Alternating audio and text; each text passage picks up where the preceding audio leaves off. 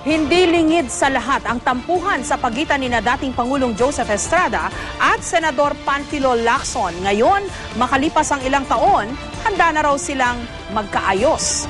May report si June Veneracion. Malalim ang kanila naging samahan, kaya hindi nakapagtataka na maging Pangulo si Joseph Estrada.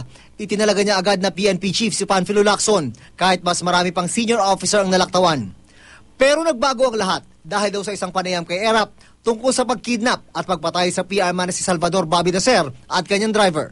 Napikon nga lang ako dahil noong, I think it was 2008 or 2009, nung tinanong news siya, no, ng mga media sa Malabon, I think he was on a campaign trail na tungkol sa Dacer Corbito case. Agad-agad, tinuro niya na ako yung dapat tunungin. Doon ako medyo na pikon sa kanya dahil pwede namang i-deny niya lang on his own, bakit kailangan magturo pa naman siya.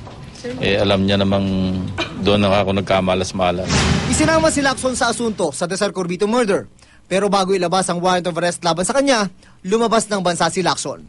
Pero sa desisyon ng Korte Suprema, pinawalang sala ito sa naturang kaso dahil sa kakulangan ng ebidensya. Ngayon, matapos ang halos 3 taon, handa na raw si Lacson kalimutan na nakaraan. I want to make peace with him after all.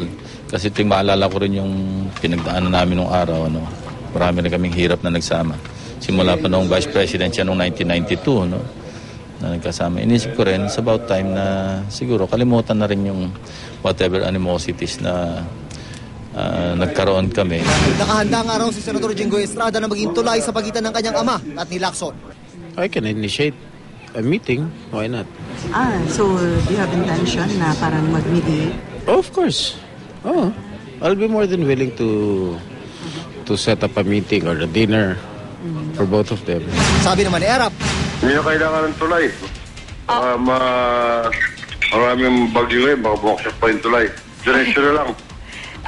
Pero ibig niyo po bang sabihin Hindi na kailangan ng tulay-tulay. wala rin daw problema sa kanya na magkaayos na sila ni Lacson. Maluwag naman ang aking kalooban.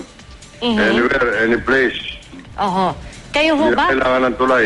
Okay din, basta hindi mag-conflict sa impeachment trial.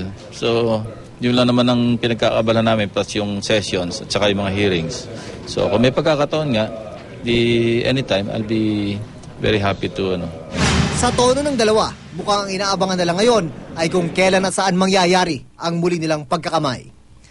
June Veneracion, GMA News.